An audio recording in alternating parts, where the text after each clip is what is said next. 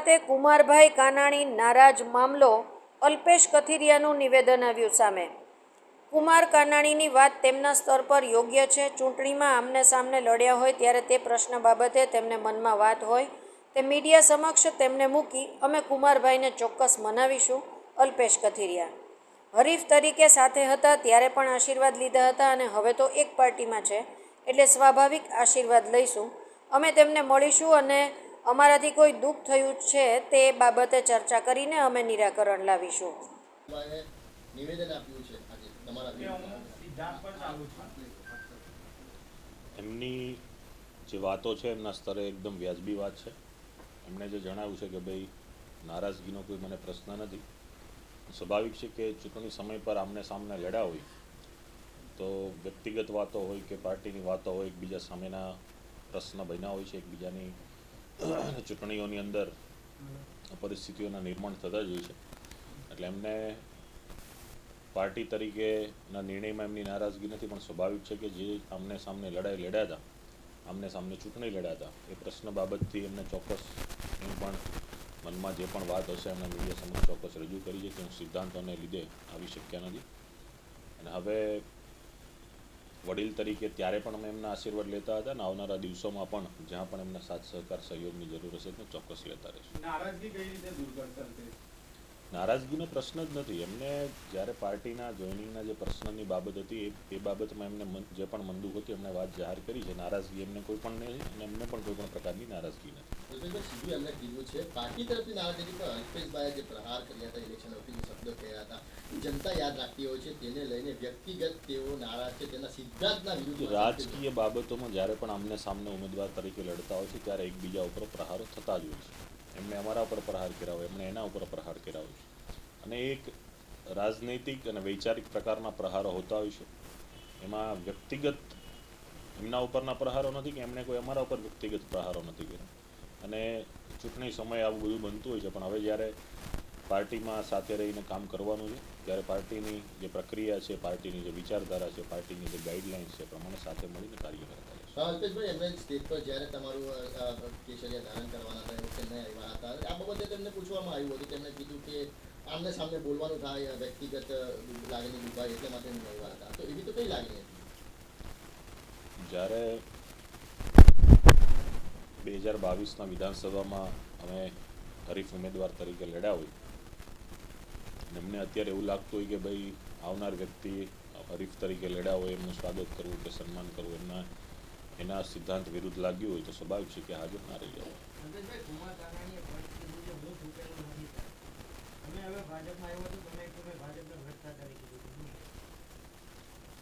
મેં પહેલાં કીધું એમ કે જે સ્થળે ને જે સ્થાને અમે અહીંયા જવાબદારી નિભાવી છે ત્યાં ખૂબ મક્કમતાથી નિભાવી છે, ચાહે સામાજિક સ્તર પર હોય, રાજકીય સ્તર પર હોય કે કોઈ પણ સ્તર પર હોય. હવે જ્યારે રાજનીતિના મંચ ઉપર ભારતીય જનતા પાર્ટીના સ્થાન પર આવ્યા છીએ તેમાં ત્યાં પણ મજબૂતાઈથી જવાબદારી નિભાવી છે. ચૂકેલું નથી ચાહતા, એમણે કીધું કે એ લોકો શું કરે છે અમારા નિયમો, અમે ચૂકેલું નથી ચાહતા, આવું કુમારભાઈએ કીધું છે. તો હવે કુમારભાઈ જ એના ખુલાસા કરશે કુમારભાઈ શું કહેવા માગે છે બાબતે. તમે કેવી રીતે મનાવશો કુમારભાઈને? ચોક્કસ મનાવીશ અને સ્વાભાવિક છે કે આજ વિસ્તારમાં જે અવારનવાર મળવાનું થશે, વ્યક્તિગત પણ મળીશું, એમના આશીર્વાદ પણ લઈશું. જ્યારે હરીફ તરીકે હતા ત્યારે પણ એમના આશીર્વાદ લેતા હતા, તો આજે સાથે છીએ તો ચોક્કસ એમના આશીર્વાદ લઈશું. તમે ભાજપમાં જોડે 3-4 દિવસ થઈ ગયા, એ કુમારભાઈ સ્ટેજ પર નહીં દેખાયા હતા, ક્યાંક ને ક્યાંક નારાજગી દેખાઈ રહી હતી. તમે એમને મનાવવાની કોશિશ કરી હતી આ 4 દિવસોમાં? નહીં, અત્યારે પહેલાં કોઈ એવો પ્રશ્ન હતો ને અને મને એ બાબતની જાણ પણ નહોતી કે વાત પણ નહોતી થઈ. ત્યારે કંઈક પારિવારિક કારણોસર બહાર હતા એવી વાત હતી. પણ આજે જ્યારે વાતો મળી છે તો સ્વાભાવિક છે કે એમને મળીશું, વ્યક્તિગત વાત પણ કરીશું અને જે નારાજગી હશે અથવા અમારા વ્યક્તિગત બાબતથી એમને કોઈ દુઃખ લાગ્યું હશે તો એની ચર્ચા કરીશું. અલ્પેશભાઈ, કેટલું એક જ વિસ્તારમાં રહીને કામ કરવાનું અને આ નારાજગી ક્યાં સુધી ચાલશે? નારાજગીનો પ્રશ્ન જ નથી. એમને જે સિદ્ધાંતની ને એની જે વ્યક્તિગત બાબત છે ચોક્કસ છે, એમને જે કોઈ બાબતમાં દુઃખ લાગ્યું છે તે બાબતની ચર્ચા કરશું, એનું નિરાકરણ લાવીશું. એવું લાગેલું છે કે જ્યારે તમને ભાજપમાં જોડાવાની વાત હતી તે વખતે કુમારભાઈને ભાજપ તરફથી ફોન કરવામાં આવ્યો હતો. કુમારભાઈ એવું કીધું હતું જે ભાજપ પાર્ટી જોડવા માંગે તો હું કંઈ નહીં કરી શકું, પણ વ્યક્તિગત મને નથી ગમ્યું એમ. પાર્ટીની ઉચ્ચ જે એમની જે સમિતિ છે, એમનો જે પ્રદેશનો હાઈકમાન્ડ છે, એમના જે નિર્ણયો હોતા હોય છે, જે કોઈ પણ સ્તરે પાર્ટીના જોડાયેલા કાર્યકર્તાથી માંડીને સત્તાધીશો, હોદ્દાધિકારીઓ, પદાધિકારીઓ તમામ એમને સમર્થન કરતા હોય છે. પાર્ટીની પ્રક્રિયા છે, પાર્ટીએ જે પ્રક્રિયા કરવાની હશે તે કરી હશે.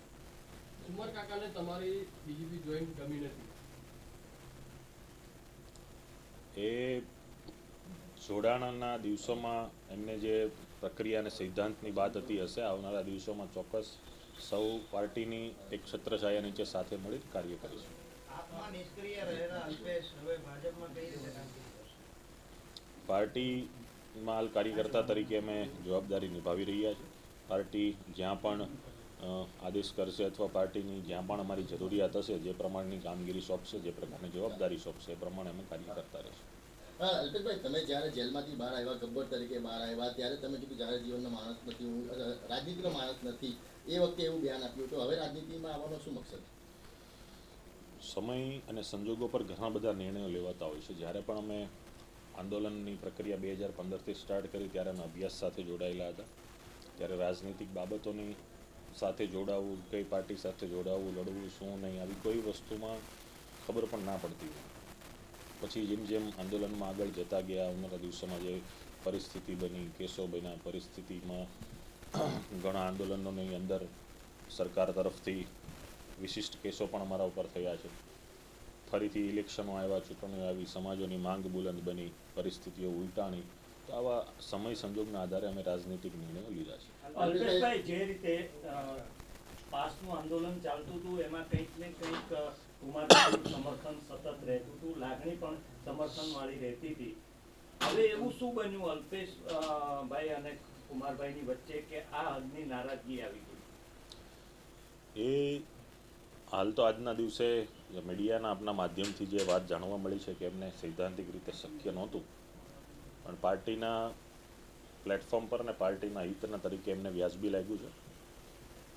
એ આજે પણ એક વડીલને આદરણીય હતા અને કાલે પણ એક વડીલ આદરણીય તરીકે છે. એમનો જે રાજકીય અનુભવ છે ને આ વિસ્તારને એમણે ઘણા સમયથી પ્રતિનિધિત્વ કર્યું છે. એટલે એમની કોઈ પણ પ્રકારની બાબતો હશે એ બાબતની અમે સંપૂર્ણ સાથે મળીને ચર્ચા કરીશું. મળવા જશે કુમારભાઈને? 100% મળવા જશે. અલ્પેશભાઈ, કોઈ મળવા એક બાબત સવાલ છે કે એવું સૂત્રોના જણાવે, જ્યારે તમે આપમાં હતા ત્યારે પણ ભાજપના ક્યાંક ને ક્યાંક સંપર્કમાં હતા, એવું સૂત્રોના મુજબ જાણવા મળી રહ્યું છે. એક જ વિસ્તારમાં રહીએ છીએ અને આ જ રોડ પર સૌ મોટા થયા છે, તો સ્વાભાવિક છે કે